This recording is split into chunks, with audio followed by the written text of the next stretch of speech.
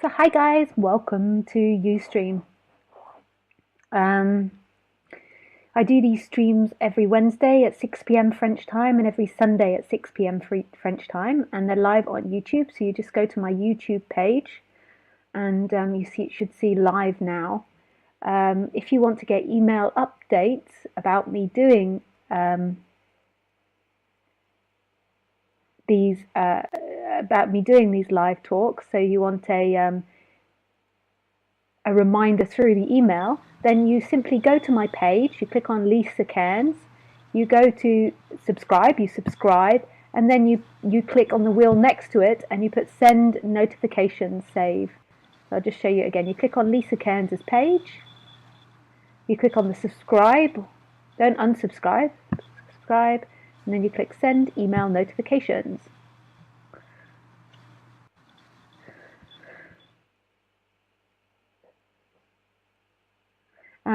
And during the talks, I now have the ability to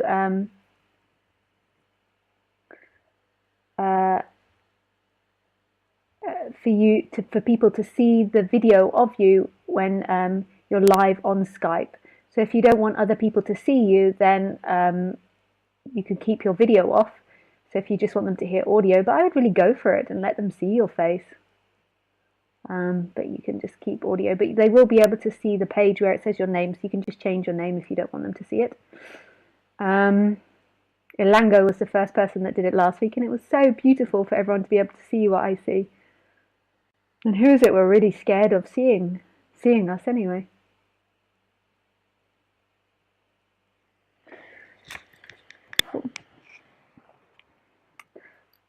And if I'm having any technical issues, please tell me, because I can only know if you guys tell me. I don't really know what's going on. And this is all new to me, doing it through YouTube.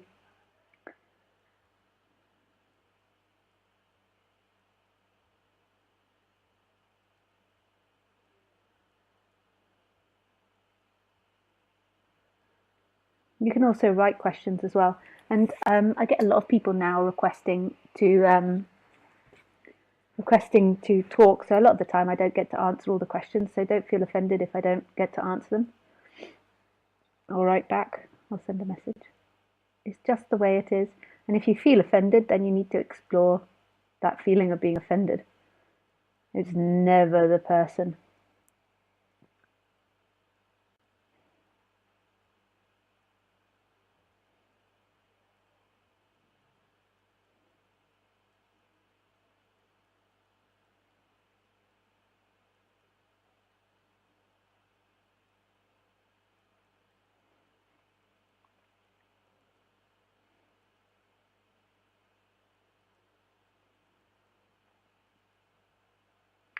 And if you want to come to any of my events, then the next event I have is in Spain. There's still a few places left, I think. So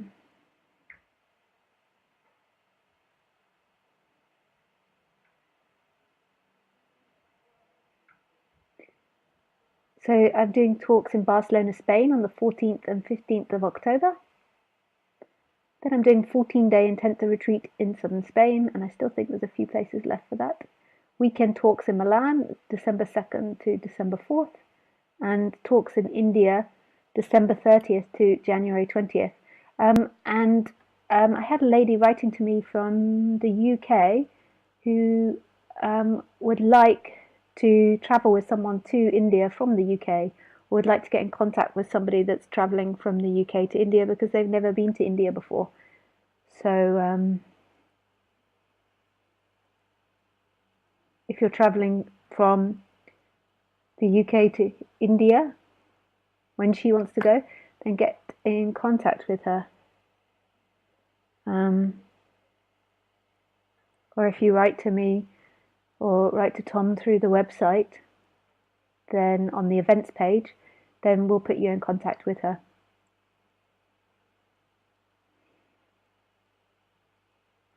I'm changing the times I'm doing the talks from.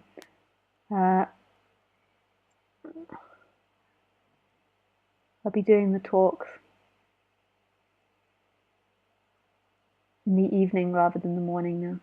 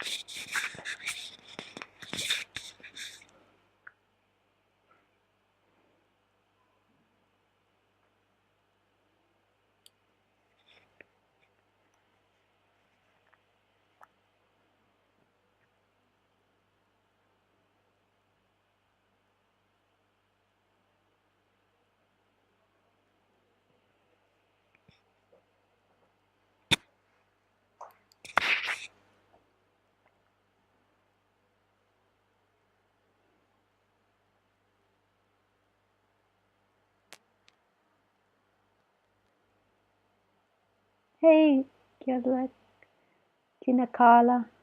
Hi, Jocko.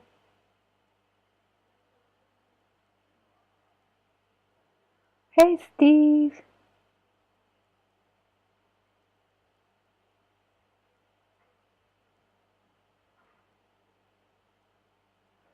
Hey, Isabel. Hi, Elango.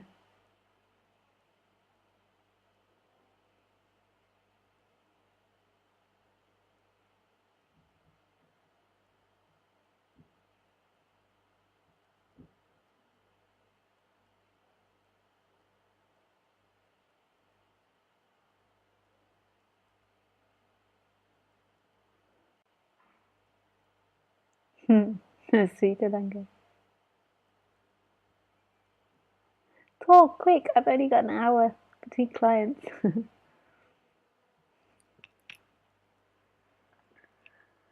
I left chat on today, so hopefully you guys can be trustworthy to not abuse it.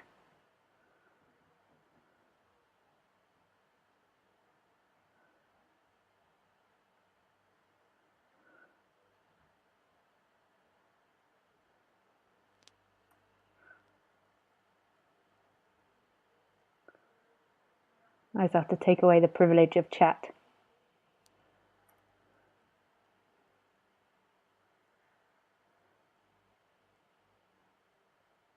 Hi, Lisa from Jana. Hey, Jana.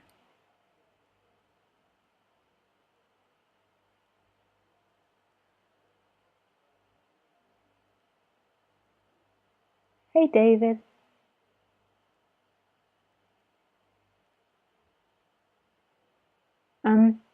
Where I'll be in India, interior of Annamalai.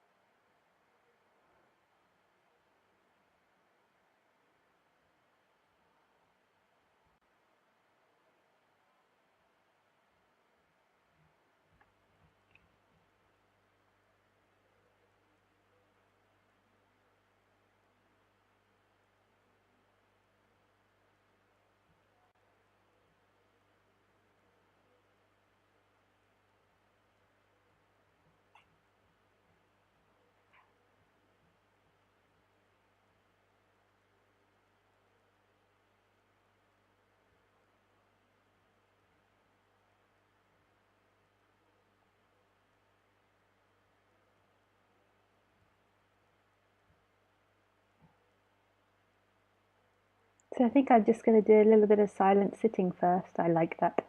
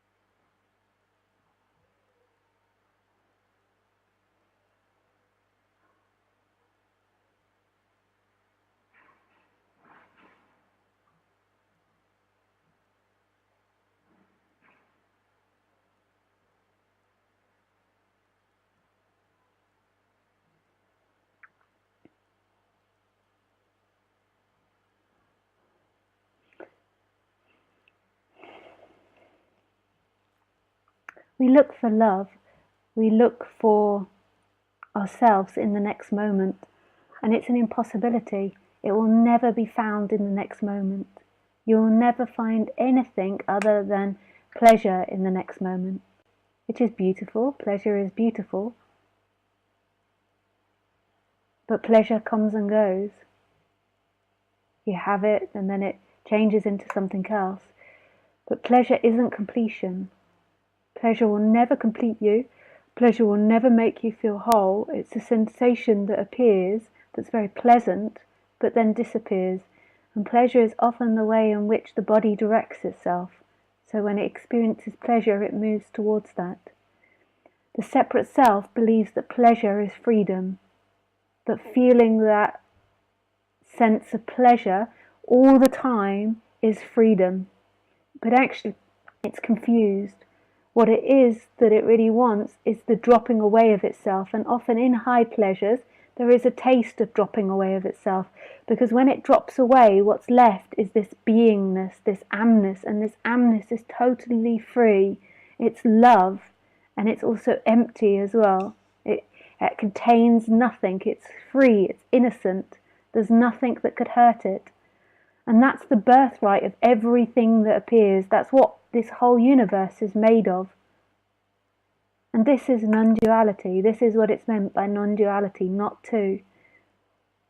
And the non-dual experience or waking up is that recognition on one side, that who you are is that boundless freedom, and the energetic collapse in the body of the seeker, of feeling like there's a limitation, that who you are ends here.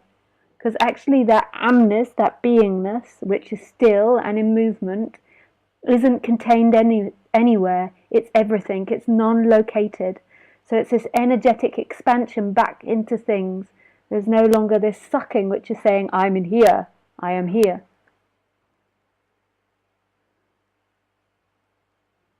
We get so confused by this because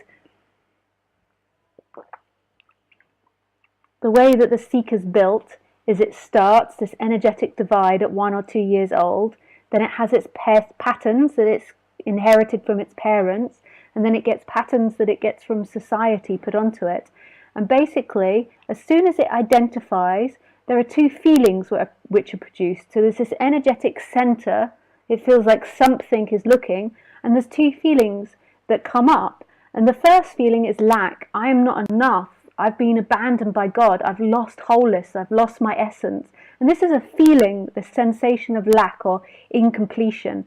It's not so much a story, but a feeling, an initial feeling when the identification happens. The second feeling is fear, that I'm afraid of this big world out there. I'm afraid of this big universe. Like I'm here and there's this big whole world out there with time and space and other objects, and I could potentially die or be lost in this world. So this is the two primal feelings that it feels. Now, these feelings can still vaguely appear when identification drops, the fear and the lack, but in different ways. It's really different, and the lack is not really lack. It just is, you know, if someone rejects you, then there's a sense of not being loved by them or something.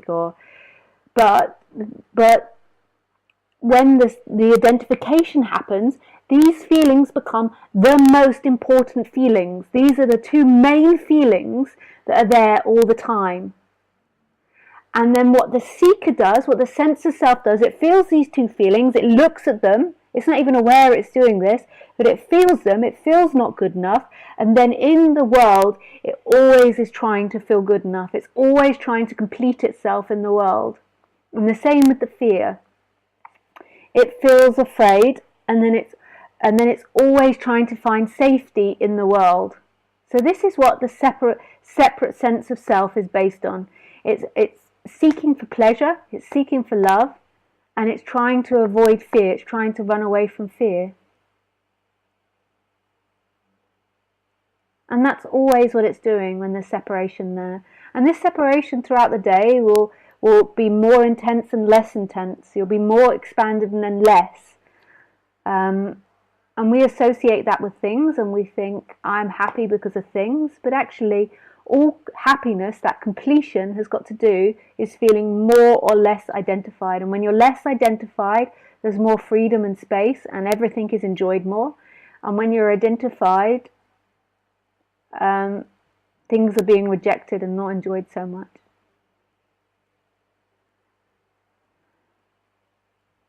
And this game goes on unconsciously in most people. So most people think it's normal to need so many things or possessions to try to impress their friends or compete with their friends or be better than their friends. They think this is normal game.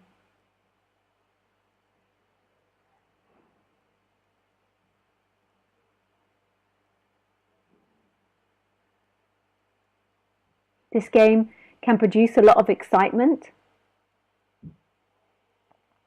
Can be a very exciting game. And it's everybody's motivation. So they feel like if they drop this game, they feel scared of what their life will be, what meaning will be, what are they going to do?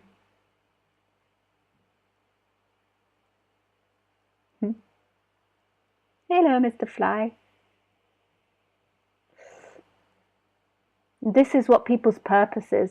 The purpose is to find completion in life, to get the lover, to get the things, to get the money, to be better than the neighbor, to be higher.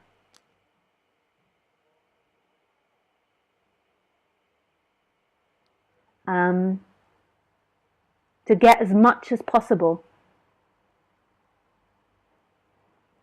And to find as much security, to live on after you die, to find meaning in that way.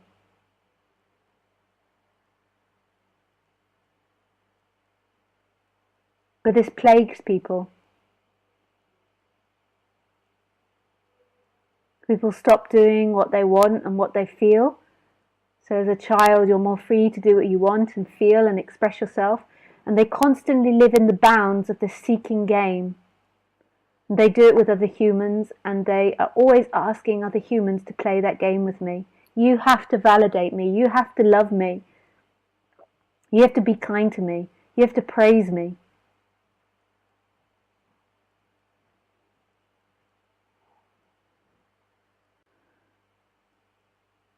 And that seeker can't get out of its own game. The freedom, in a way, you could say, is inside the seeker. It's in the amness which creates everything. It's there all the time, but it's perfectly still, and it's not a thing. You could call it love, but it's not a thing.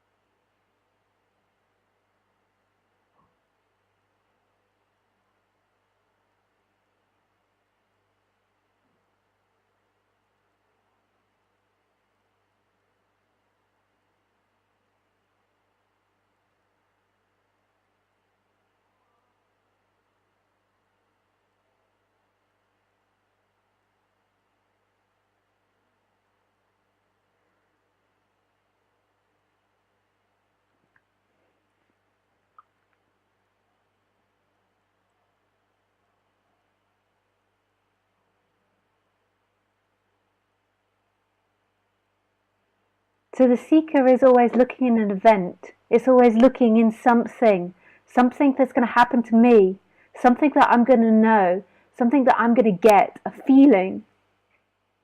And it's always looking in that world. But it's right here. It's in what's happening. It's in that very thought of I'm going to get this or I'm enlightened. It's there shining.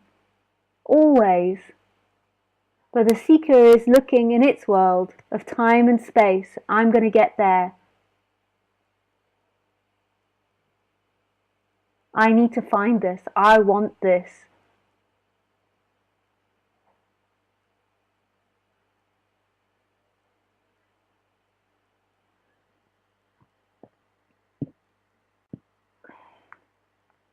Pardon me.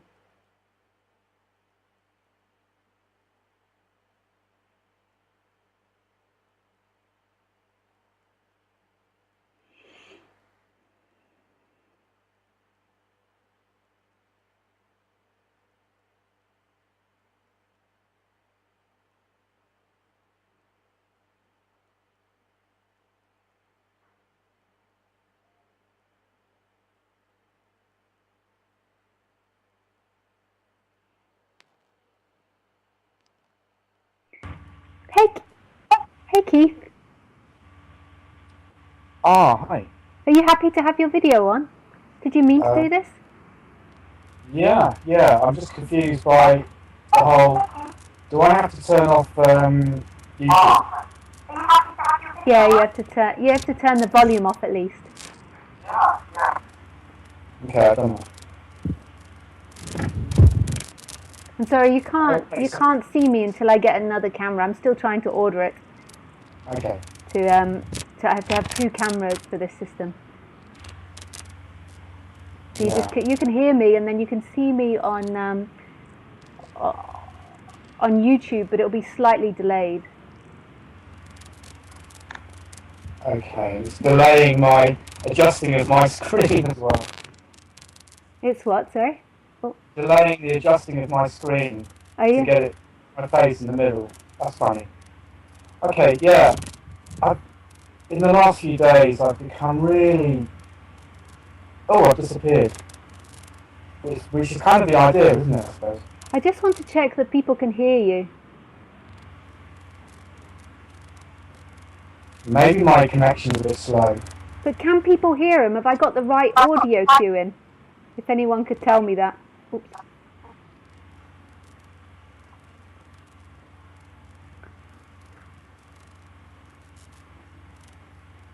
Is anyone that could tell me if I've got the right audio? Oops, I keep making you disappear. I'm still getting used to this system. Could you hear yourself when you called in on YouTube? Oh yeah, Isabel says yes. Yes. Okay, very good. Okay, we can start. Yeah, it's this really crucial thing about the motivation we have for listening to your talks. Yeah. Because I've been really struck by a few things that you said in some videos that I've watched recently. And one was something like that the separate self can't want this, couldn't want its own annihilation or its own dissolving. Yeah. And I'm aware that I am, although I've got a weird feeling now, I'm saying I'm aware that I am a separate self. And yet there was, oddly, something that didn't seem to be entirely true about that. But by and large, I guess it seems to be that I'm living in the world of the separate self. So tell me, how are you aware that you're a separate self? What validates that for you?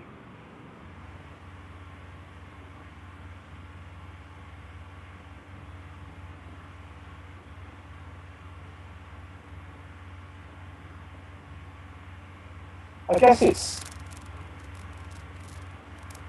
funny, I guess it's everything I've heard about this stuff. So right now, what validates your sense of self? Or being separate? What is the main thing that's saying I am separate? I am something separate. I exist.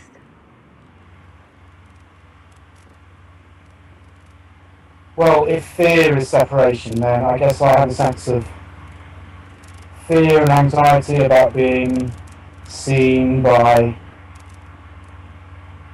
hundreds, thousands of people. It's only hundreds at the moment, but later it'll be thousands. I mean, yeah, because when it goes on YouTube, yeah, for however long it will be there, you know. yeah. So yeah, there's that sense of fear and lack that you talk about. Yeah. How will people see me? Yeah. So right in this moment, there is somebody that's aware of feeling afraid, and there's somebody that's aware of feeling like they're not enough. And where does that person feel located?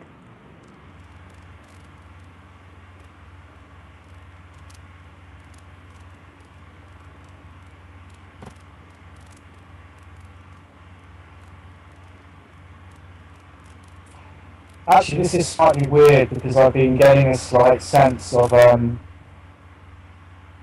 not sure if I'm getting a slight sense of less of a location of awareness. It was weird actually, because when you first phoned in and when you said something, it was as if I felt like there was a flash in you of everything disappeared for a second, and you had a moment of, like, you went to say I am someone, and then you got confused.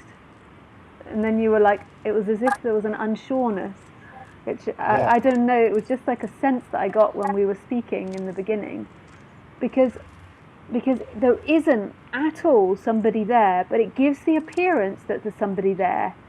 So right now, who is it that is aware of Lisa speaking? It's weird because I had a sort of big kind of, whatever you call it, kind of awakening experience about 7 years ago. So what you say rings much more true to me than I think it would have done otherwise. Yeah. And since listening to you more,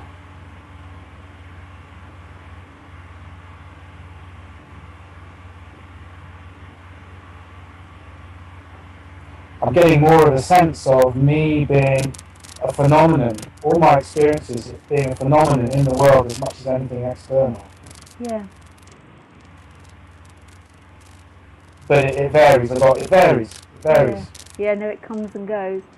And right now, do you feel a location that's looking at Lisa?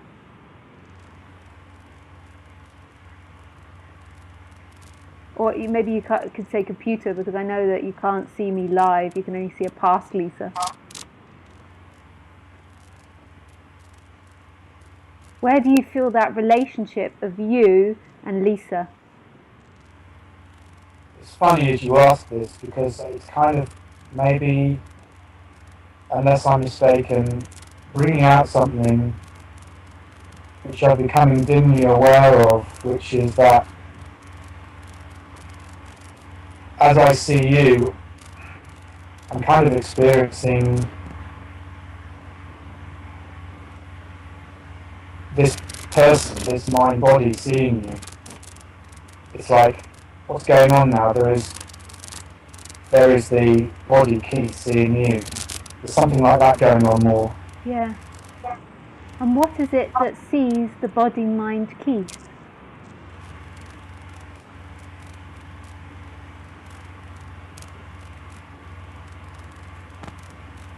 It's weird because I had a particular question in mind, and I kind of feel like what's going on now is exactly what I see going on with other people. I see you doing this really deft kind of aikido, mental aikido with people, and now you're doing it to me. You could do your question in a minute.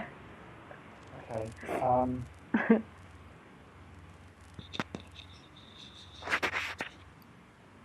What was the question? I've forgotten. What is it that's aware of Keith? Or who is it that's aware of Keith?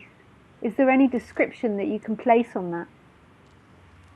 Yeah, that's weird as well, because even in the last few days, I've been getting more of a sense of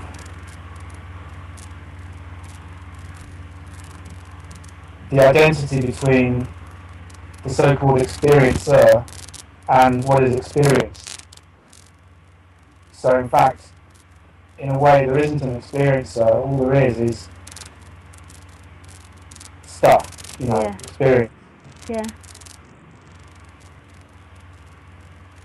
Which seems to be continuous with the sense of the inside and the outside distinction breaking down a bit. Yeah.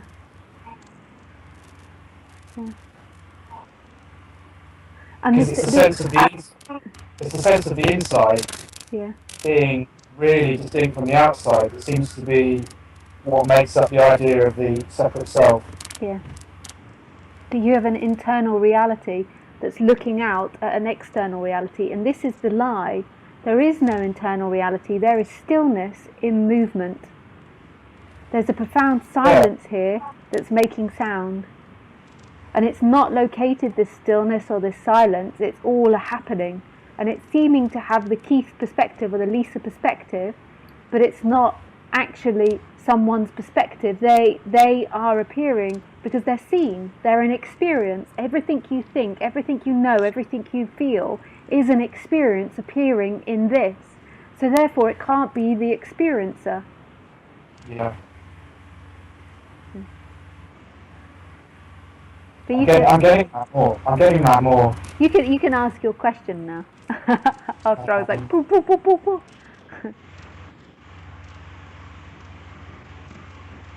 Well, actually, what's also weird is I'm kind of half looking at the images of me and the delayed images of you, and there's a weird. Maybe it's best not to look at that. Yeah, maybe. Yeah. Well, my question was.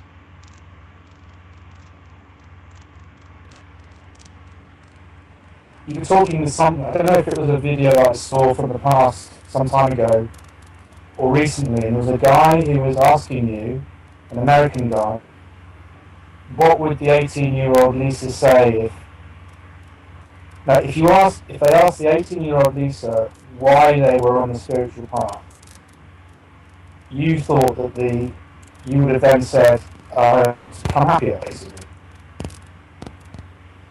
And then when he said, well, what if she said it was actually, no, it wasn't that, it was to know the truth or to become liberated? You said you wouldn't have believed her.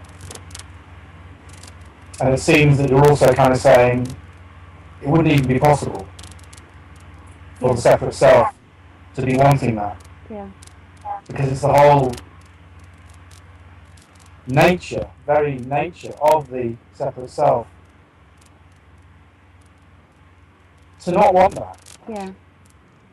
And it's not that it purposely doesn't want it, it's just the separate self is designed to be a separate self.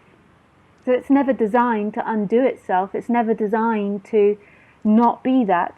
So when I was 18 and I first began to listen to Buddhism, or I first began to listen to this subject, my idea of enlightenment was becoming somebody that had the red minds, somebody that could walk through walls or travel through time, somebody that was a superhuman that emanated light. So it was this big dramatic story that I wanted to get to. I didn't want to become enlightened, I wanted to become a superhuman because I didn't feel enough. So I wanted to become better than I was, like be walking around a superhuman. But actually liberation is the collapsing of that separate self, which is attempting to be something better than what it is. So then the human is the human as it is, with all its frailties and beauty and imperfections, even though there aren't really, and perfections, but if we just say it in our language, so the human is as it is, but it's no longer got somebody that's got the desire to be something else than what it is. Yeah. So, and that's profoundly different from what I imagined enlightenment was. I imagined enlightenment was becoming a gold Buddha, was becoming a superhuman that saved the world. And that's what was important to me. And that's what motivated me to get interested into the subject. And then eventually, through a long time, I mean, it felt like a long time and many years of exploration, when I began to go and see Ramesh used to say the separate self wants to just be happy, I came okay with the idea of just being happy. I was like, okay, I'll just be happy and content. That's okay. And I just began to slowly give up the idea of this grandeur, but I still had the idea of happiness and contentment, which motivated me to explore. And I still had this idea of that deconstructing what you thought you knew was the most profound and beautiful thing to do. So there was still a motivation to do it as a separate self, but I didn't have these huge stories like I did in the beginning. But there was still this motivation to talk and to travel and to listen to it. But it wasn't that one that actually undid itself. It's just that that one had that energy to do that. This Lisa character had that push to do that. And in that it got deconstructed, but not because of Lisa, but because of life. Lisa wanted to be someone. Lisa wanted to be something. But that's the way that it works. If anybody really knew what this was about, they wouldn't want to do it. But in another way they would, because it is total freedom, and in another way that separate self really does want freedom. It's just it's designed to never get there. It's designed to always seek for a thing, and this is about not a thing. This is about the essence which has always been there. That's right here now, in this moment, in all the seeking, in all the craziness, in all the sadness, this profound stillness which is in movement. That's what I was kind of, I was sort of saying earlier, something like, it's as if the separate self, what the separate self most wants is something that it's designed to actually push away. Yeah. It's like it's kind of paradox, isn't it? Yeah. It's like love, like the manifestation of love relationships. Like we have this idea of someone we want or something we want, and our seeking of it, our trying to get that person is what repels that person. Yeah. Like it never works. It just never works. The seeking energy, it's the same with the seeking energy with lots of things. Like that energy always pushes it away. Yeah. And what you're saying about giving up these sort of grandiose ideas of enlightenment, which I can still see operating in me, but I have much more of a feeling of,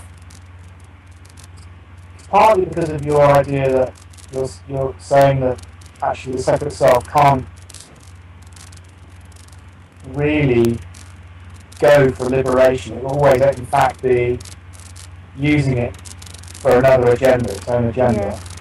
And also, it seems to me that the really tiny number of people who actually, however you want to put it, find this kind of liberation. I remember you in one video saying that I found quite spooky actually, when you said that you thought that only you and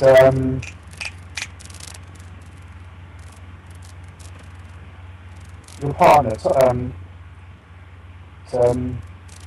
No. Your Dutch partner?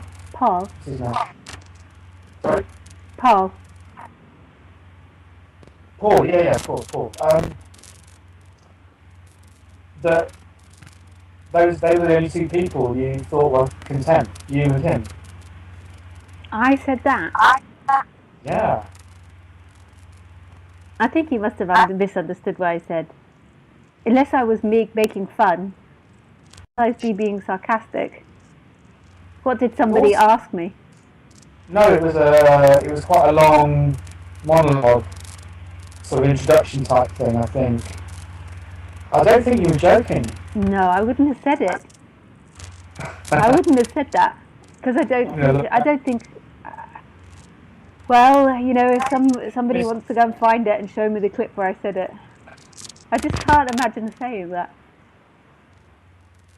But anyway, even then, it seems that very few people do go through that. But I normally always saying the opposite.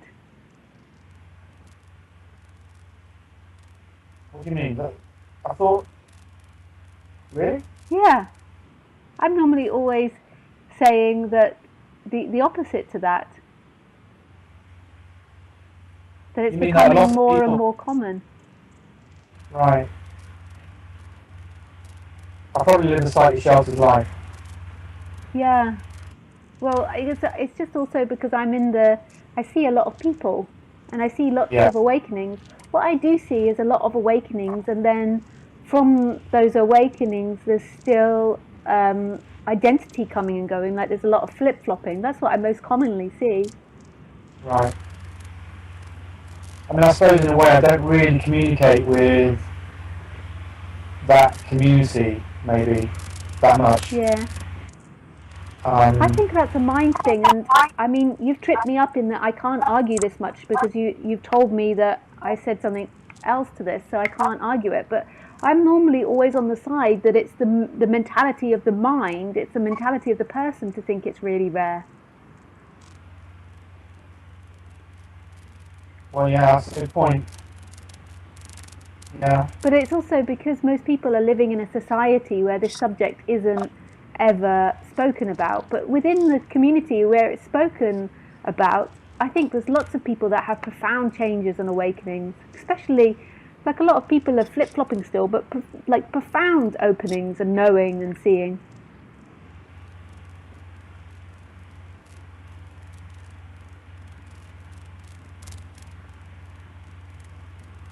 Yeah, it's funny. I mean, there's a part of me that's maybe a bit of a hermit. Although I do have a lot of friends, but they're not really generally that into this kind of thing. Yeah. Maybe I need to do a bit of investigation. Yeah. Yeah. And you could also like yeah, you can go on retreats or meet people on Facebook like this. I think there's a huge community out there that's waking up. I do go on a lot of retreats, not so much these days. Yeah. But I think what happens is that on retreats you can often end up not communicating with anyone because, particularly most recently, I've been on personal retreats where you're not getting teaching. Whereas on talk retreats you can talk to everyone at the beginning and at the end. Yeah. This is Gaia House in Devon in England. But on personal retreats you go there at some other random point and then leave at some random point and actually don't really talk with anyone. Yeah. Yeah. Yeah, that's a really interesting point. I tended to believe that very few people have any really significant. But the thing is that for me, that's becoming increasingly a distraction anyway, that very idea. What I was trying to say actually was, I'm quite content, I think, just to tidy the cage. I mean, just to feel better. Yeah. Self. Yeah. It's brilliant. Yeah. That's enough. Yeah. It's really great, yeah. Yeah. It's beautiful, and just to keep looking at what's going on and what the actual experience is. That's really beautiful. Are you still there? Yeah. Oh, you? Yeah, I'm still. Okay, got a bit stuck. Yeah. And it's a crazy idea, the idea of enlightenment, but it's also a crazy idea that, like that you have the idea of enlightenment, and then you also, on top of that, have an idea that it's rare to happen. Like that, but also the original idea of enlightenment's a correct, because who is it that gets enlightened? There only is enlightenment. There only is amness. So everything that speaks to me now, everything that looks at me now, is that stillness. There's never been this person that's moving in time actually having an experience. There's only seemed to be that. Yeah. I mean, ironically, that's a kind of Byron Katie turnaround. But it's a kind of crazy idea that I am a separate self. Yeah.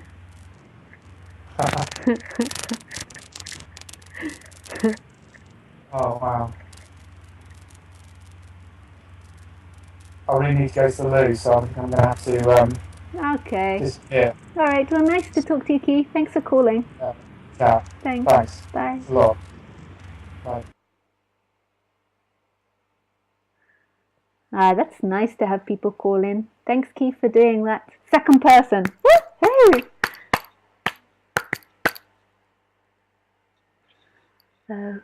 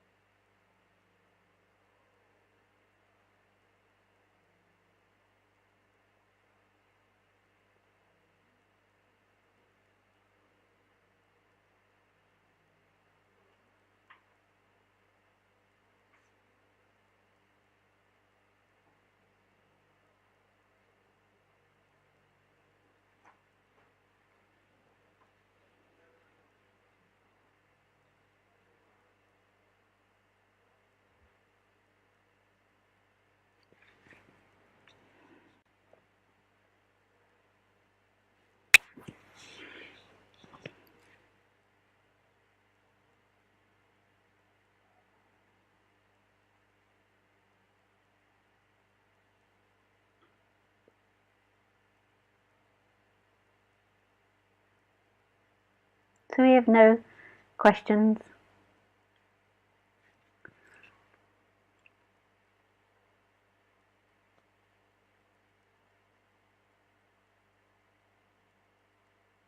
Oh, here they come.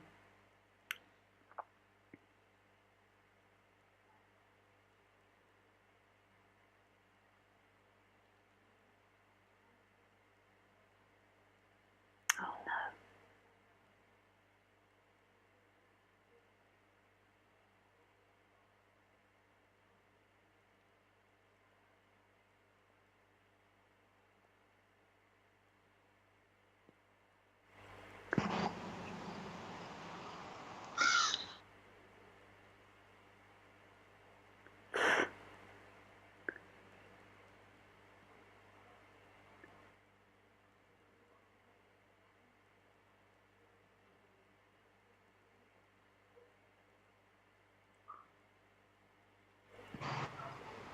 Hey!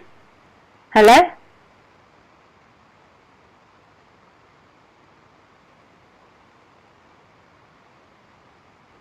Oh, huh.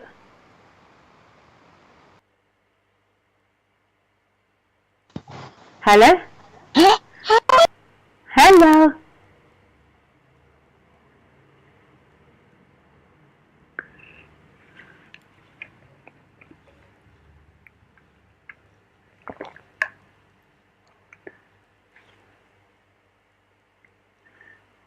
Hey, Laurie! Hi, it looks like I can't do video. Oh, Damn it. Because I'm not home, so I'm and not I'm on on my phone. I'm not on my computer. Oh, that's okay. We can see your picture. You gotta...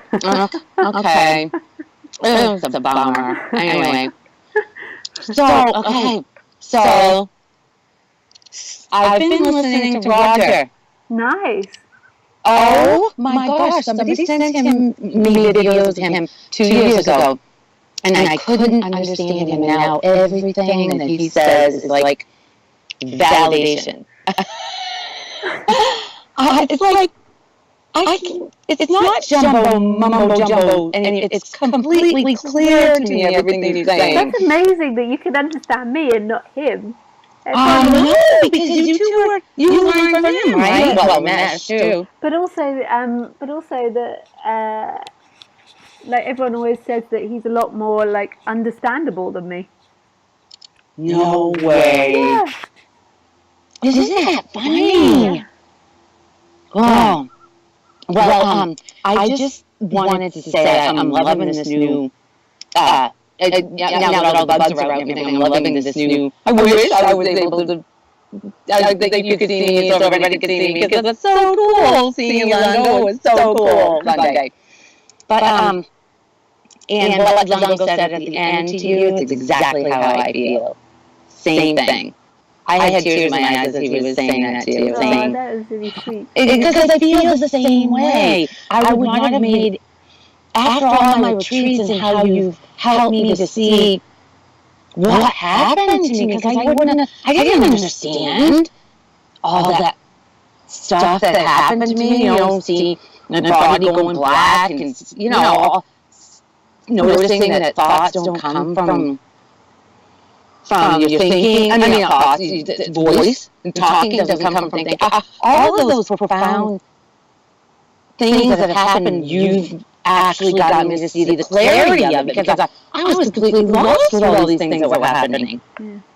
Anyway, and the last man that was saying that there are so many people waking up, and it is a Facebook community.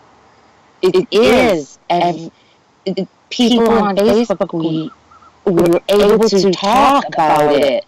Yeah. In my life here, I'm not able to talk about it with Facebook. There's only one person in real life that I can talk to about it. Anyway, so my husband walked off his job of 36 years yesterday. Wow. He was 16, and when I saw him last Friday, he said, I don't know what we're going to do, I don't know, because this has been leading up for a year. He's hated his job for like 5 years now, and he's lost money. It's been horrible, but he's just hated. He's been living for the weekends for a long time. Oh. And then when I saw him on Friday, he said he didn't know what he was going to do. I said, you can't know because you're not doing it. And then when he went in and something happened, he said, you know what? I'm going to give my 2 weeks. And his boss was like, oh, well, wait till Monday. Wait till Monday. We're going to have a meeting. Because it was supposed to have been fixed, this whole pay thing, because somebody's been there at least a lot less time than him, is making more than him, just coming off the street. So it just was like the last nail in the coffin, and he's like, what the hell? I'm dedicated, I've been here constantly, never giving them a hard time about anything, and all of a sudden, he's seeing that it didn't really matter.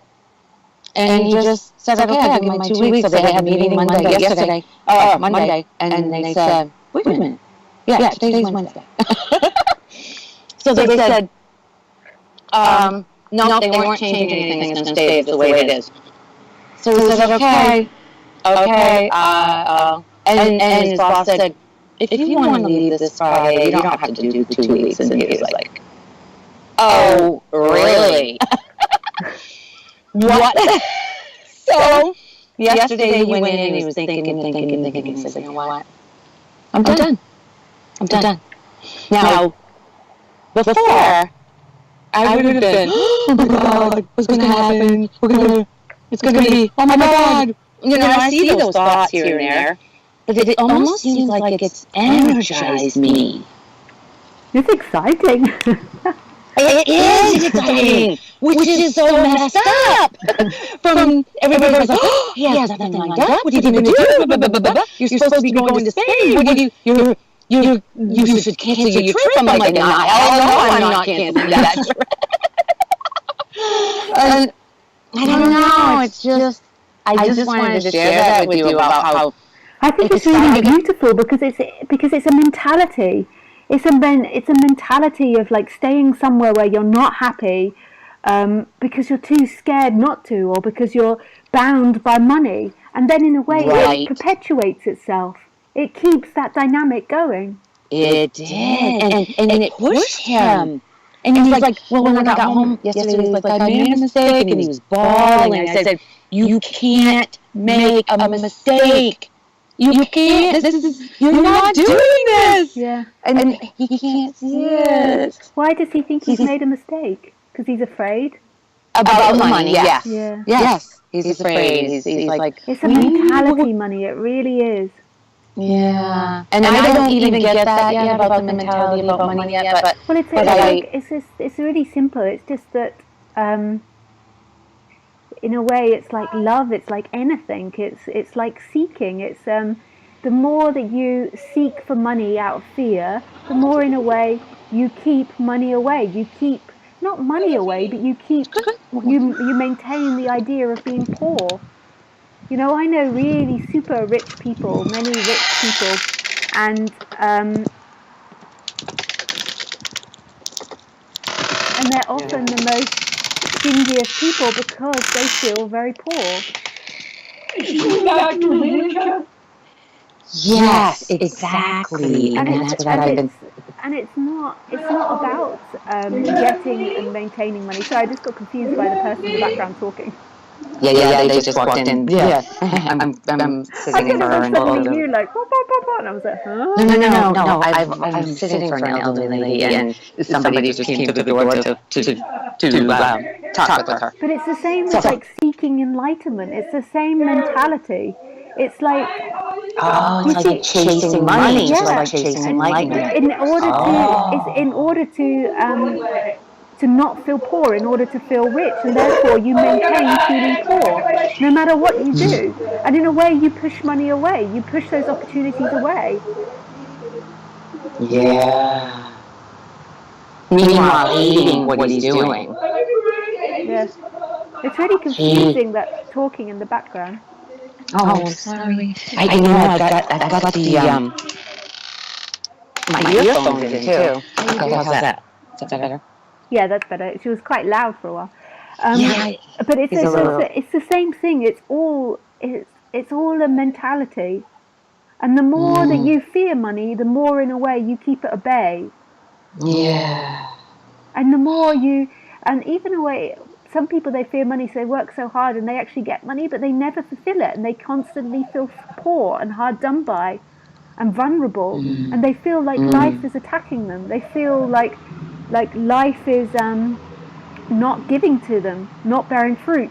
Whereas if you look at nature and if you look at everything else, it's in a constant state of giving, and that's the true way of living. Is this like the plum doesn't, or the apple on the tree doesn't worry about what it's going to get by growing. It just gives itself as an apple, and then when the time comes, it falls off the tree, or the bird eats it, and then that rots into the ground, and then a tree grows from that apple. But in a way, you could say the apple is always in a position of giving itself as that. It doesn't worry about what it's going to get. It doesn't sit there and think, am I going to get enough sunlight? Is the sun giving enough to me? It just is being an apple. And the same with birds. They're just being birds. The same with everything. And it's expressing themselves. And everything has to turn into something else. But who you are isn't that. The reason humans live in hell is because they're identified with being the body, and they believe it's their responsibility to make life happen. But what a terrible way to live life, to always be afraid of money, so to work in a job for 5 years that you don't like, and then to spend your life thinking about the weekends. And what you're doing is you're saying, I'm not good enough to have a life I enjoy. Right. I'm not enough to be happy. Right. And it's just not true.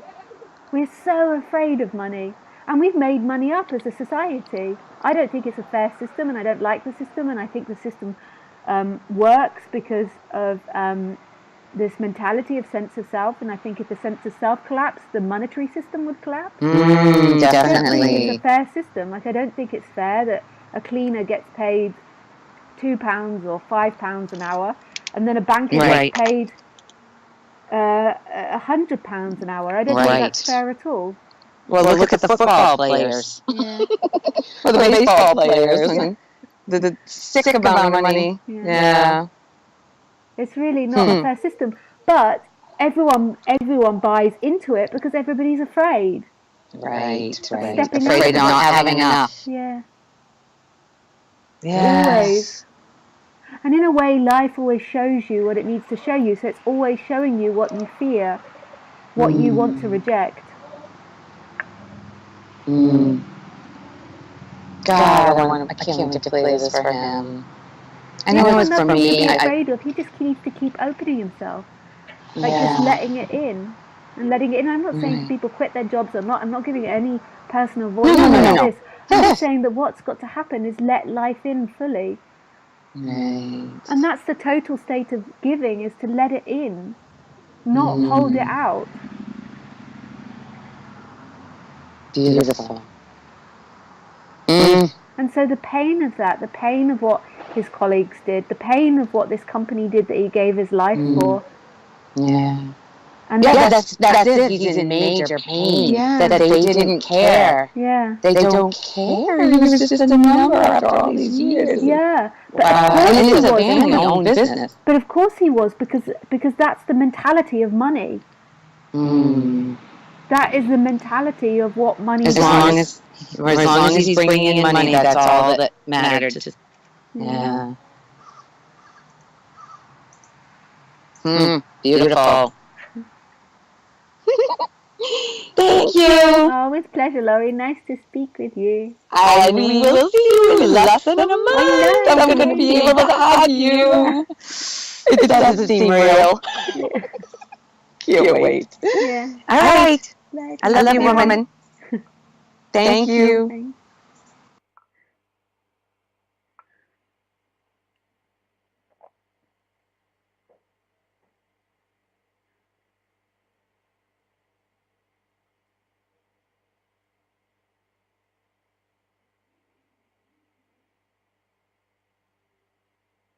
Oh, thanks, Christina, for telling me. I wasn't aware of the echo. I can't hear that. Okay, so when you call in, you have to have your headphones on. So the next person. Lisa, if you get a chance, can you call? Yes, but you have to have headphones. I'm sorry, guys. I didn't know that was happening. That's a shame. I'm still learning this system. Thank you so much for telling me, the people that did. Please always tell me of any technical errors that are. Thanks for that.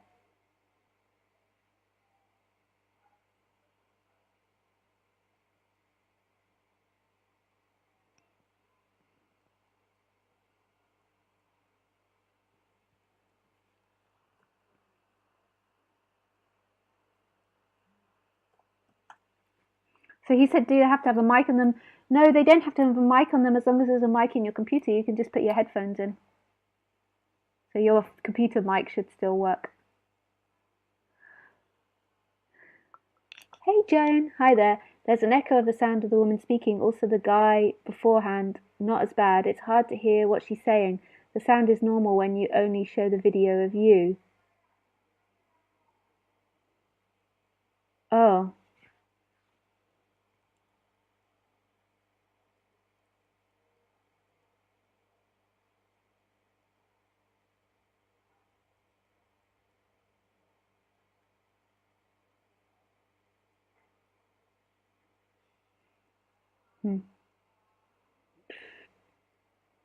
Okay, I'm plugging them in. Cool.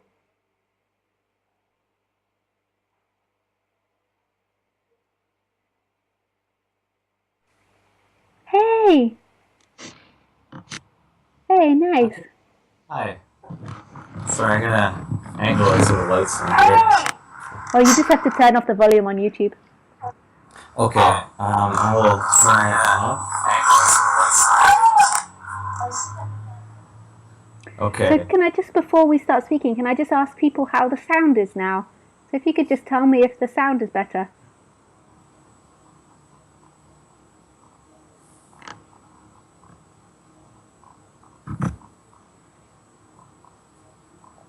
Wacky sound effects. Oh, I think the sound is bad. Really? I don't know. Just give it a moment for people Yeah. to... It was bad for you when you were listening before? Yeah, it was really bad. It was really bad? Yeah, it was like a crazy echo the whole time. The whole And some time, people were saying, even with me speaking? no, it was never you. I think it was the caller. Ask him to say something. Oh, sorry, they're asking you to say something. Yeah. It was always the caller. It's okay, you have to speak now, just to see if it's okay. You have to think of something to say.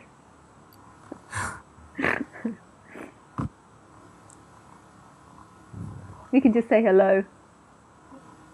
Hello. Sound is okay now. Okay, so guys, if you want to call in, you have to wear headphones. I get it now. Okay, so cool. Oh, I just have to go back to you. Yeah. Great. Okay. Yeah, I can't really see you, but I can kind of see you. Yeah, okay. Yeah, you can't. I have to get another camera. It's more complicated, the Skype setup. Yeah, no worries. Yeah, and your lips aren't like syncing to the volume that I'm hearing, but that's okay. It's really enough. Yeah. I'm behind. Yeah, I'm quite behind, I think. That's okay. Yeah. Anyways. Yeah. Oh, are you listening to YouTube? Or are you listening to me on Skype? No, I think I'm listening to you on Skype. Okay, cool. Yeah. Yeah, but I'm watching the YouTube video. Okay. Yeah. Nice. Yeah, so thanks for calling. That's awesome. Sometimes I don't know if I'm going to get through. Well, sometimes there's lots of people calling, and sometimes there's few, I guess. Yeah. Yeah. Yeah, I spoke to you a while back, and I had like a couple of extra questions that I didn't get to ask you, and they're kind of stuck in my head. Yeah. And I mean, I know you probably don't like it as much when people ask questions that are more thoughty and less like just innocent, but these are questions that I just feel that really were important to me, and I really wanted to ask them if you but never got a chance. Yeah.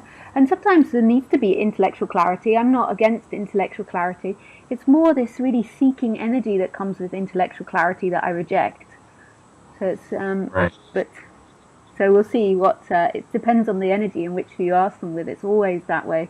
That's the way I respond. So someone might ask the same question and I accept that question, and someone else asks the same one and then I reject that question. It's Right. always dependent. Yeah. Yeah. Okay. Well, here it goes. I'll take a shot. Yeah. But yeah, back like before I even found your videos and stuff, I was just like doing a lot of like fasting and just sitting and doing nothing. And like I just had a couple of key things happen to me that were very real. And they're not really like, I don't know, the practices that I got out of them are different than the exploration of the feelings. And I just wanted to ask you about like if the exploration is the only ways about doing it or what you think, because like this one time I felt like I had gone so deep in that there was like a wall, like a veil, and it was like purple, and it was like if I was gonna go through, then like I was gonna like die. And so it was like I couldn't go through. It was like there was too much here. I wrote it down, but it was like there's too much of a person here, and I couldn't go through. And it was like I had to become smaller in order to get through. And so for me, I started thinking, how do I become smaller? And it wasn't like explorative sort of things, but it was like, oh, like I will be a boyfriend to my partner. I will be a father to my dog. Rather than being a person who has a girlfriend, who has a partner, be smaller, like somehow be smaller in my life. Or there was this other time where I came again. I was in such turmoil. I was in the car. Suddenly I had this honest penetration as to why I was seeking, and it was actually all for bullshit. It had nothing to do with what I thought I wanted. And then there was this shift that happened, and it was me seeing the separate one, or whatever you want to call it, and I was just smiling, but this presence was like, no, like I don't want it to be, I want it to be me. I wanted it to be me. I want to be the one. It's weird, and it was like, it was resisting me, the real me, kind of taking over. And from that point, I thought that it was like, I need to let people win, because I really want to, like the practice for me was like, I really need to somehow lose, because I don't want people to beat me. I want to be in control. I want to have the achievement. I want to, and it was like, well, how can I do that as a practice? Like, acknowledging that things are done for me, like receiving, like giving kudos to other people, seeing that it's not me doing it, like, because there was this strong sense of pride. So anyways, those are just like becoming smaller, like losing. These were things that I thought of, and I was just wondering what you think about those, because really, from what I see from your videos, it always comes going back to just exploring the sensations and exploring the bodily sensations and letting them arise. I was just wondering what and you... then also seeing that amness, like the beingness. It's not even you seeing it, but also that, because why I keep pointing to go into the sensations is because in the sensations is that stillness, is that freedom, is your real self. And it's like the sensations, the seeker grabs onto the sensations and is always trying to run away from the sensations, always trying to get to the next moment. I don't really understand what those practices were, like that you were doing, like always trying to lose, or always trying, I don't really understand what they were, but all explorations tend to have a beautiful effect to them. Like you explore, you take a different route. So before you always try to win and then you try to lose. Like exploring different things have a really beautiful thing because you see it from a different way. When I was younger, I messed around with a lot of the way I looked because I wanted to see what it was like to be in society with different looks. So I took all my hair off. There was one time where I decided to dress as a man, and I just looked like a really young boy. I had no hair and had no makeup on, and it's such a different way of being in society when you change your looks. Like, people respond to you differently, so therefore you form a new sense of self. So when I had no hair and I took my makeup off and I wore, like, even though people could see I was a woman, but they saw I wore more boyish clothes, they were more aggressive to me, they were more scared of me, and I took on a personality that was more like strong for some reason, where I put more feminine clothes on, and when I had hair, I became more soft and meek. So my sense of self constantly changed when I changed my look, which was so fascinating and interesting. And then going to different cultures, so where I was the only white person in a black culture, all these different things I explored, and all of them made me see so clearly that who I was wasn't a fixed thing. It's always changing. I'm not somebody that's fixed. It's changing independent. It's changing dependent on what's outside and dependent on the thoughts and the feelings that are coming up here. And you're not something separate from what is outside, because what's happening outside makes this person, makes this what you consider yourself to be. So the person is always in movement. So changing your ideas, changing your views, changing your way of being can be a really beautiful exploration. But the question is who is it going to lead home? Who are you trying to enlighten? Who do you think is going to get enlightened? This is the most important question. And this is why I always say in, like going into the sensation. And ultimately, there is no inside or outside, because where is the inside sensation and where is the outside world? They're the same thing. But going in there is this amness, this beingness, which is perfectly still and in movement at the same time. And it knows itself. It's knowing itself. And that awakeness is what's always been here. It never left. But it's beautiful exploring all these different things. But the idea of finding a right path is never going to work. The idea of this is the way it will be. I mean, you can't look at it like that, because there is only this moment, and who knows what the effect's going to be in the next moment. It's going to be as it is.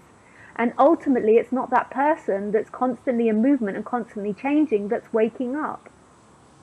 That person is being stripped away. But it's amazing. It's like, how does the grass grow? How does the tree grow? How does the sunlight burn? Like, or how does it do that? And how does the person awaken? It's unanswerable questions. What will lead to this or what will lead to that? We don't know. It happens. But all of it's beautiful, exploring, especially just not doing the norm of going to work every day, paying the bills. Keep challenging what you expect life to be, or your norms, or your boundaries. This is beautiful. Because none of it's true. It's all a dream. None of it's true. But we get locked into these ways of being. We get locked into these ideas, and we think, this is how it's got to be. This is how I've got to be. And then we suffer over that. And we keep doing it year after year, so we feel more and more low self-esteem, not good enough, not in control of our life. And we add more to that sense of confusion and contraction.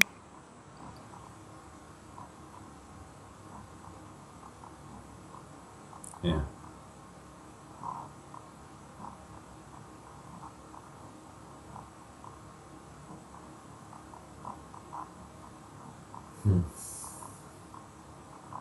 So, what you're kind of saying is, in a way, that you don't really know what's going to happen.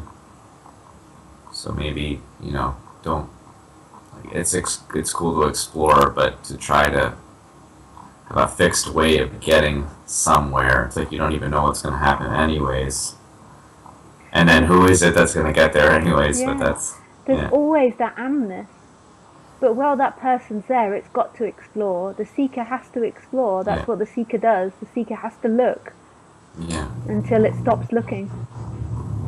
And I feel like that's what I kind of meant when there was the shift that happened, because the seeker wants to get somewhere, but it's kind of like this realizing that the seeker is what's in the way of what's kind of being sought. So it's, I don't know. I guess that's what you mean by collapsing in some ways, because it's just like a failing, or you can just never find it in movement. You can't find freedom in movement. And the seeker is in movement. The seeker is in ideas. Yourself is in time, and you cannot find freedom in time. You find it in the stillness of what is. Yeah. It's weird. I don't know if other people have this, but sometimes I'll be like getting really close, and then someone will come in the door. Like every time I'll get some weird disturbance will happen. Like I felt one day like my mask was gonna come off. I was like, this is a mask, and it was like all of my whole life was just a projection of ideas of what we're gonna be in the future that didn't actually exist at all. My whole life is just fake because it's only what's here. And then I was like, mask, it's just a mask. And then my girlfriend came, are you okay? Are you okay? Are you breathing heavily? And I'm like, It happens all the time. It's weird, actually. Something always happens. It's very strange.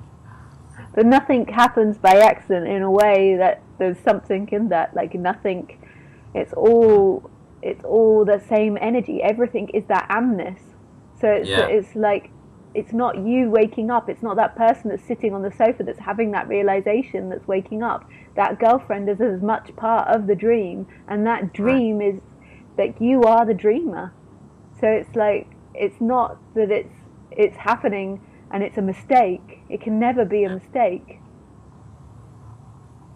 Mm-hmm. It's all got its perfect dance. Yeah. And I guess that's the thing, because there's this angst that's like, don't let me, like, don't stop me from getting where I want to go, like the distraction. But then it's like, that's like, where's that angst coming from? And that's another really nice thing, that, you know, just trying to sit with feelings. That it's weird, but it's like started to realize that like my whole identity I've built is like the anti of how I am underneath. Yeah. So it's like I'm strong and short with people and like confident, because really I've started to realize I'm very unconfident and afraid, and like, and it's very strange. It's like, I don't know, it's like all these things that have happened through life that were too painful are just, they've been down there the whole time, and there are these blocks of ice or rock that I put over them to protect those, but they're... And that's exactly what the seeker is. But the seeker, like, it's amazing that you've seen that, because normally the seeker is acting unconsciously. So it's seeking to get others to see it as strong because it feels weak. Like it does it all the time. And we think that what we want is actually what we want, but it's not. So we think we want freedom, but actually even liberation is normally a build-up of these layers. It's like, I can't cope with life, I can't live in this life. So then we imagine this freedom, this liberation that's going to get us out of life. But the reason we can't cope with life, and the reason that we don't want it, is because of all these layers of the separate self. The separate self is in a constant state of rejection. So even like these awakening experiences that you're having, in a way, you use them to reject your girlfriend. But your girlfriend is life. Your girlfriend is love. Like, she comes in and then there's a rejection of her, a rejection of sounds, a rejection of noise in those situations. And waking up is like letting everything in. It's taking all those barriers down and letting it all in. And the seeker does have layers. That's why I'm always saying, go in, what's below that, what's below that. And then at the bottom of it all is this amness, which is totally naked and vulnerable, and total love. Absolute love. But on top of that, the seeker feels this lack or this fear, so then it seeks to not feel that. So it seeks to be strong. It seeks to show people it's strong. It seeks to have money. It seeks to never show emotions. Mm-hmm. And even one of the weirdest things I found is trying to feel emotions as. Oh, they're just cutting out a little. He's gone. He went. I don't know if that's me or him. Hello.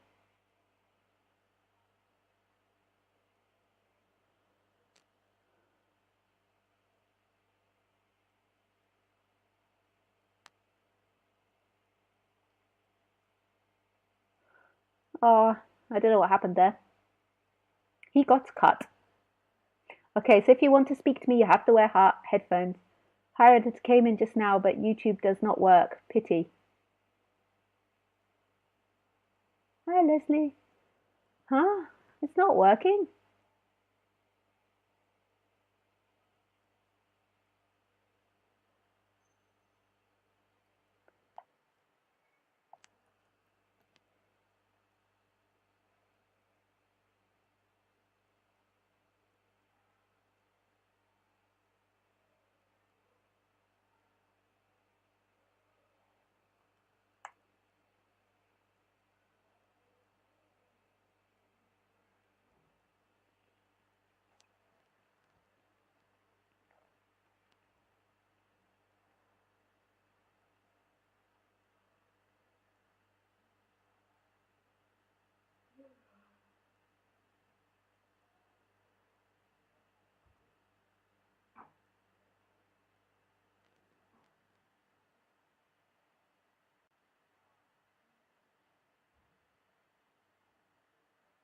So the sound is really bad.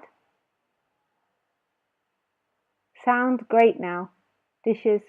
We hear 2 sound streams from the guest.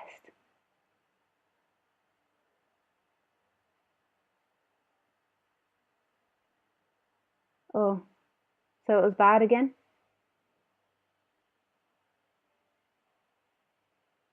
Well, YouTube's complicated, eh?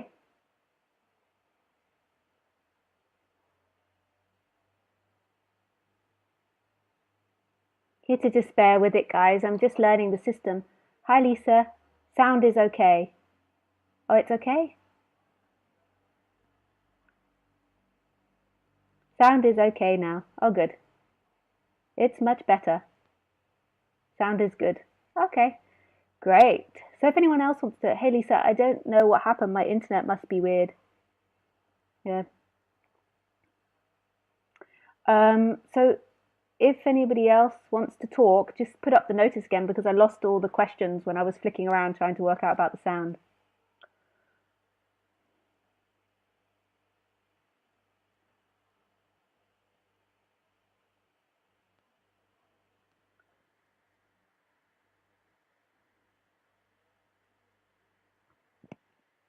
Pardon me. Pardon me.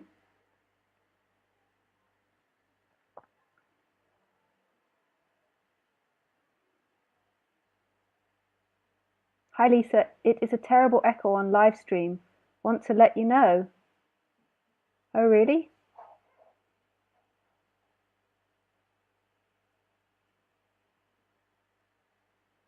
I don't know. I don't know what is happening. Thanks, guys, for letting me know. Still echo, but this is easier to understand.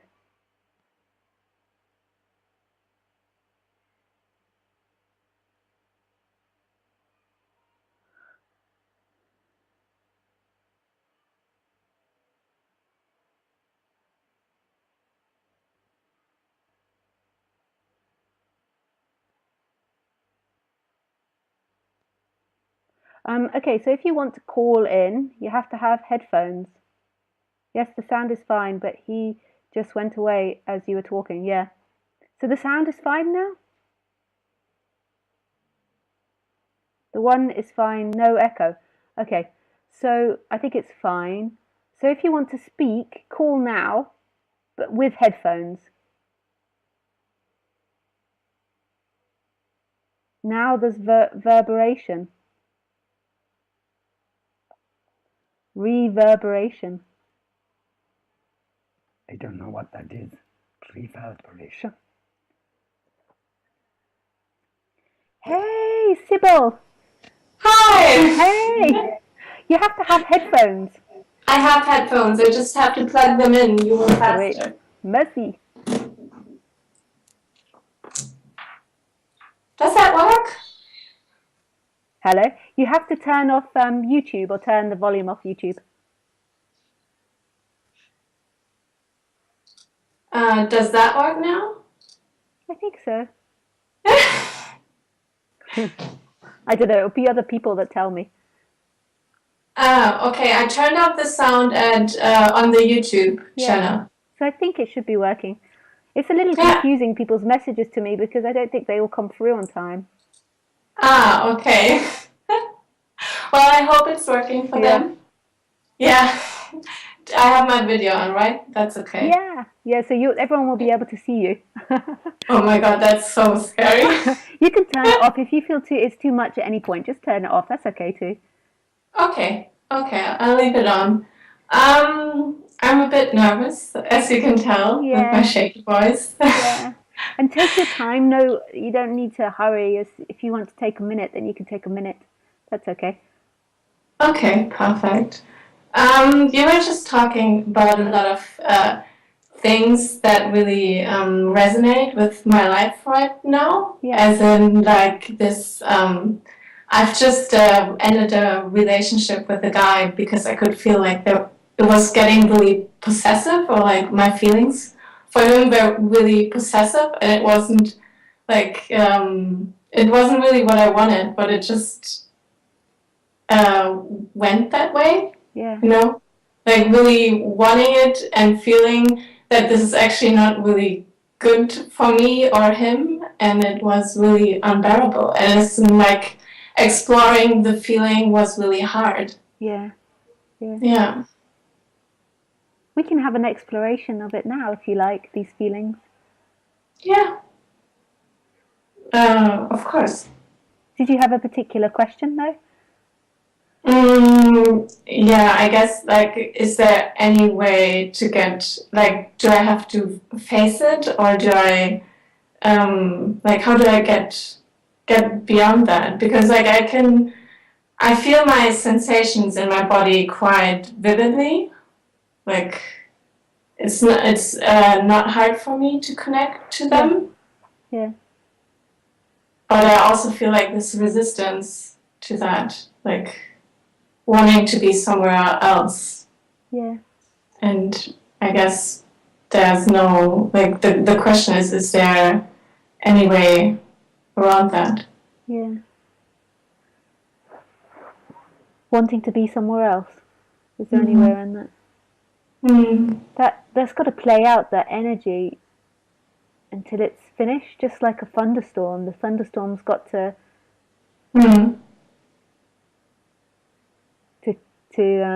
do its dance until all the energy of that thunderstorm's released. But if you just shut your eyes and feel into your sensations now, let's explore what's happening.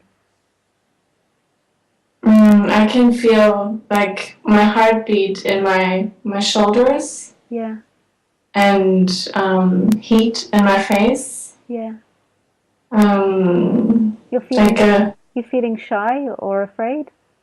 I would say more afraid than shy. And I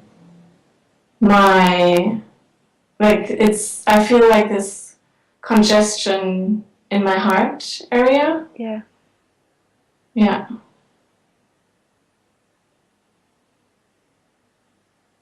And like this numbness, or like it's like, you know, when your nerves when you something like your hand falls asleep or your leg falls asleep.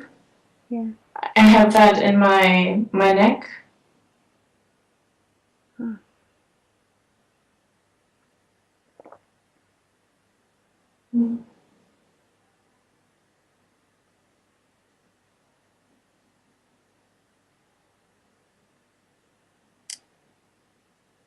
And my legs are really tense.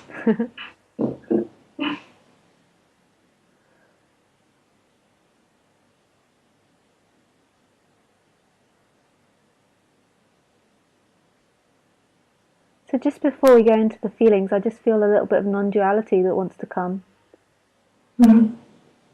So these feelings are all happening, they're appearing, but who is it that knows these feelings? There is somebody that reports on them. So somebody looks down and says, my legs feel tense, my neck feels numb. But that person isn't the experiencer. That person is also experienced. It's also known. We feel like we're that person that's moving its attention, and we feel like that's all we are. We're that person that moves the attention, makes choices. It tells the body to stand up, to sit down. But who is it that's experiencing that person? Where is the experiencer? Because if that person's appearing, there must be something else that's experiencing that. If you can see that person that's looking at its dynamics, there must be something else that looks at that. Because it's known, it's appearing in the dream, it's appearing in this manifestation. So what is it that's experiencing all of this?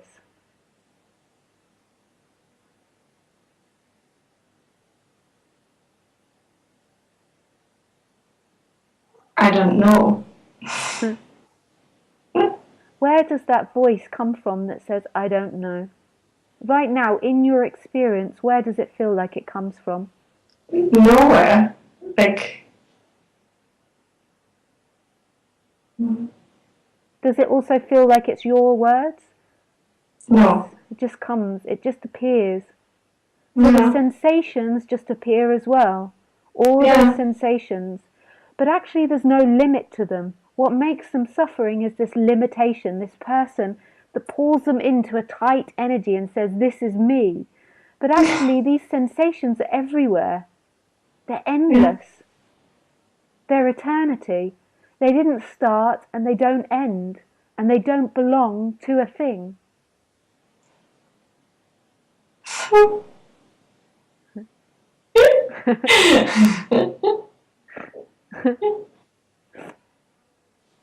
Sorry. That's okay. Yeah. You can laugh. Laughing's happening. You feel like laughing. Yeah. It's, yeah. And so even that laughing, it just comes. And there's no location of that laughing. Yeah. There's this endless space. We say the senses are ours and the body is sensing the world. But particularly if you shut your eyes, where is that body that's sensing the world? There is only sensing happening. And that sensing is empty.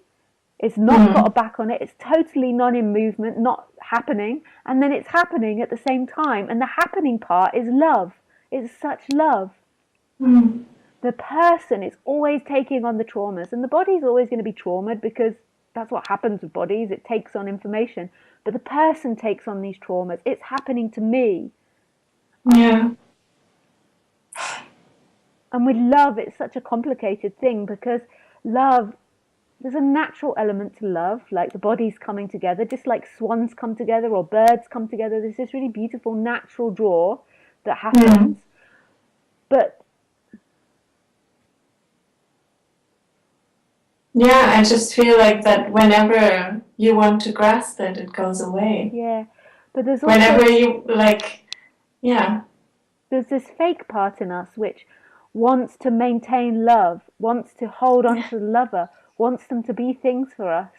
And in a way, you can also feel that you don't love them because wanting them isn't loving them. Love is this moment. Yeah. Yeah, I'm in the relationship there, like, this thought came up as in, like, I don't know, like, when I was so possessed or wanting him, and it was just like, yeah, but how can I respect his energy? Like, this what I love about him is not when it disappears in the moment where I try to contain it. Yeah. That's beautiful realization. Yeah. But painful. Yeah. Yeah. Yeah. You can never own anything. This is the illusion of the self, that you can own it. So right now, where is that found in your body that wants to own something? Where is that feeling? That wants to own it and hold it just for you?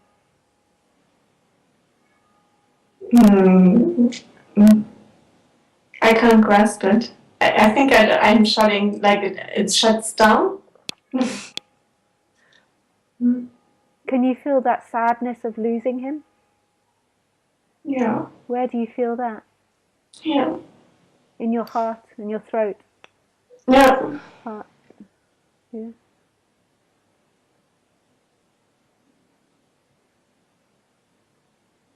But in a way, you never had him. I know.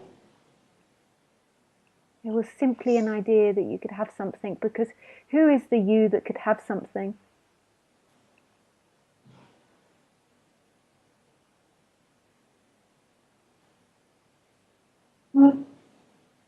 And love isn't holding on to them. Love isn't possessing them. That's anti-love. Yeah. Love is a total place of giving, letting in everything. Yeah. That's true love. Looking at them totally naked. It's not about being a perfect human and having the perfect responses, but it's being totally naked and vulnerable to them, letting them 100% in. No boundaries. This is true love. And it's not so much to do with them, although you're not going to be attracted to all bodies, but so there's a human element to it in a way, because there's this chemical, energetic, draw to each other. But then in that moment, the love, the true love, is when you stop being something, and then it manifests into this interaction between two bodies, and this is totally divine. It's so sacred that. Yeah. And I can feel myself trying to find the right things to say or the right things to do. Yeah. And it's just really going the other way, further away from me and who I am. Because what it's saying is, I'm not enough as I am. I have to pretend to be someone. Yeah. You don't ever have to be someone for somebody. That's not love. This is what we do all the time. I was reading these healthy tips for relationships in this. God, don't do that. It's so terrible. It's like you've always got to keep the guy a little bit jealous. Flirt with other men. And I was like, what? This is anti-love. This isn't love. Yeah, that's a scheme to make them stay. And I mean, I looked into that because it interested me, and it's just another way of addiction, actually. Yeah.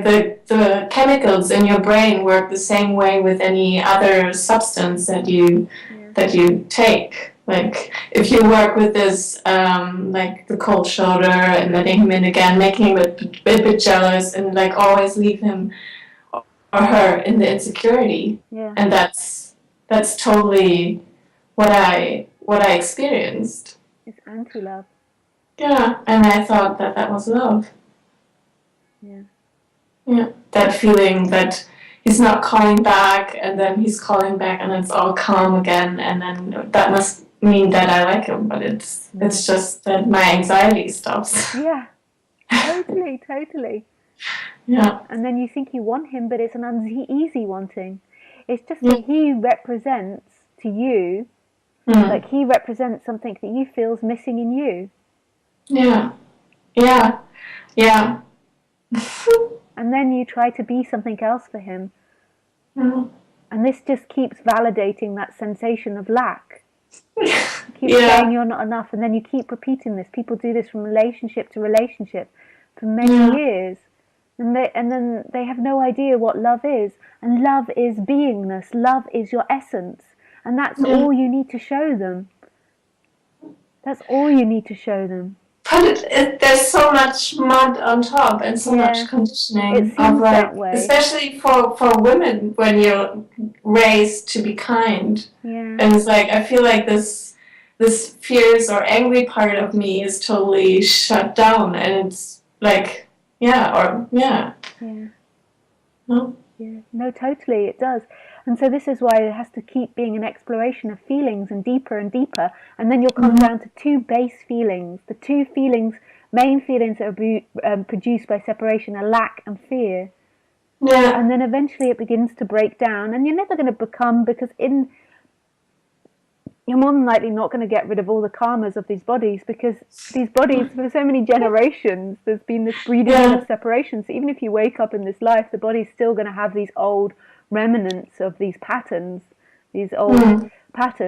But in a way, every time it's explored, every time you go in, even though there ultimately isn't in, instead of out, like trying to seek in time for something, then in a way you're changing the whole of humanity.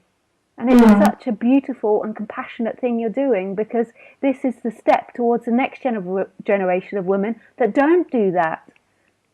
That's beautiful. It is. So in a way, this is the greatest love you can ever do, is to keep going in and in. I promise you, you'll find this divine love that's your nature. Yeah. And don't get stuck anywhere. So if you find that the emotions aren't moving, then seek something out that helps you move it. Like, I remember Osho's meditations. He used to do crazy meditations. I dance. Yeah, and dance. When that happens. And then keep exploring. Yeah. And then ultimately that one that's exploring, it can't find, but it's there. It's there. And while that one feels like it's got to explore, it has to explore. And it's much better than exploring money or alcohol or sex or whatever it is. I mean, those things could be fun, but it's like exploring what you are. And it's waking up this whole dream, because ultimately there is no you. Oh, it's back on again now. Yeah. We blew it up with our energy. Yeah. It's the shaking, I tell you. Yeah. It's just Yeah, it's and now it's really, really calm. Yeah. Okay, so just explore deeper and whatever. So if that possessive feeling comes in, I just let it in. Yeah, and explore it. It's basically fear. Yeah. I mean, there's a natural element of possessiveness. I mean, we are still animals, so there's going to be a natural sense of like Khaleesi's always like, she's my chicken. So there's going to be a natural, but it's like not this obsessive possession. Like this possession coming from lack. Yeah. Yeah. Okay. Thank you for being so open and honest. It's really beautiful. Thank you. Thank you for listening and helping. Oh, my pleasure. Bye. Bye.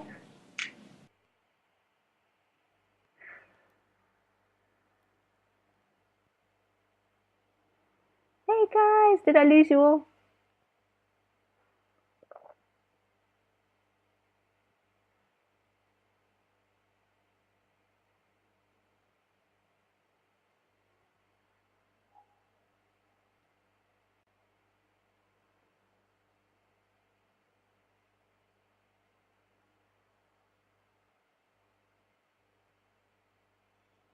Are you guys still there?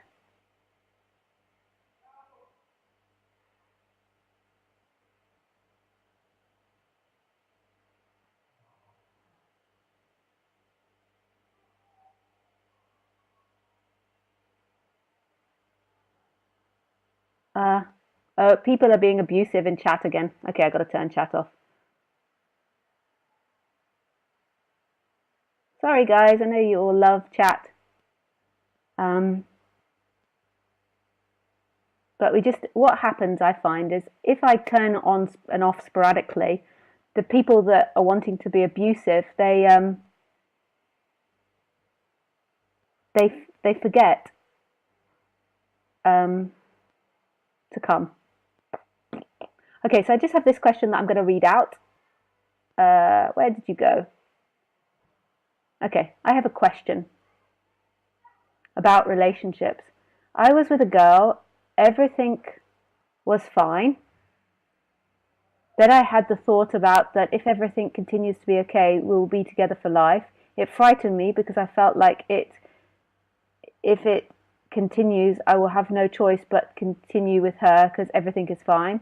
This fear made appearance more the default of the person. I was unable to see things correctly. I finished by quitting her. I feel that it is only fear, but I was unable to go out of it. Can you guide me with it a bit, please? Sure. Bert. I'm just going to call you Bert. I cannot read that name. So Bert, of course I can guide you a little bit.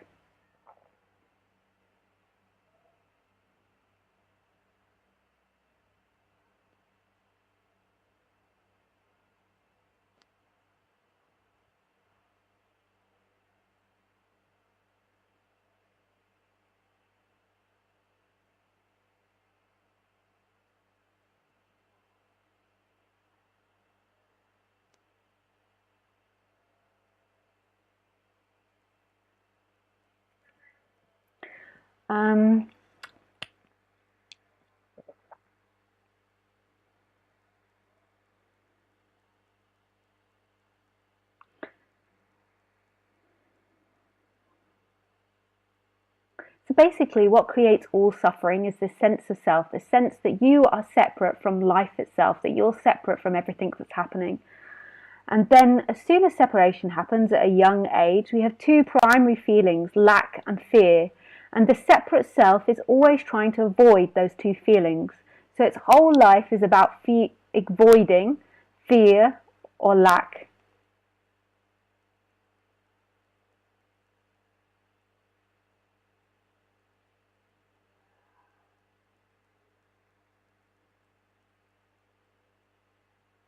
And by doing that, in a way, it encourages those two feelings. So normally by the time people are in their 20s or 30s, they feel a lot of low self-esteem and a lot of fear.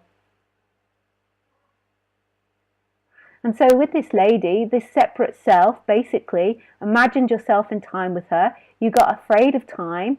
You got afraid of the commitment of time, that you would be with her in time, in the future, and therefore you decided to quit with her.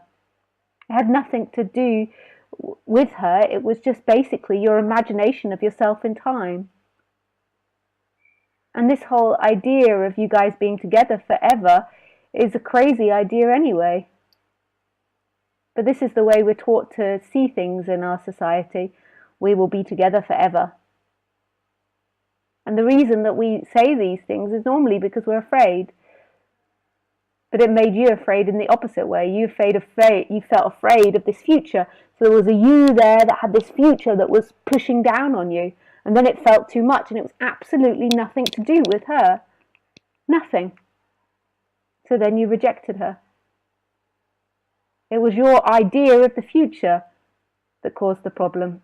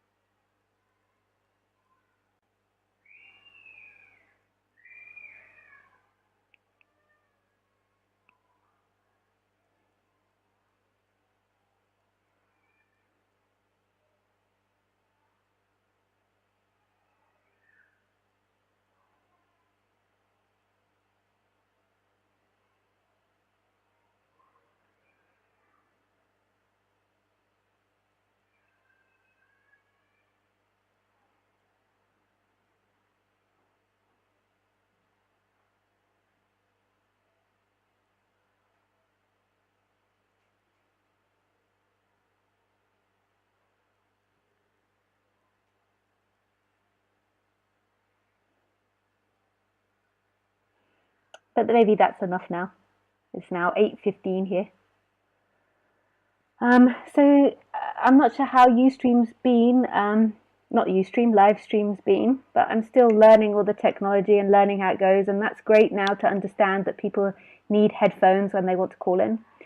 There's still quite a few people that I haven't spoke to. I did see your call, Lisa, but I haven't had time this evening. There was quite a few other people trying to call in as well. And I see people going up and down. I don't know why it's working and why it's not sometimes, but I think that just keep persevering and we'll all get better at using YouTube. I think it will be better in the long run to be on YouTube.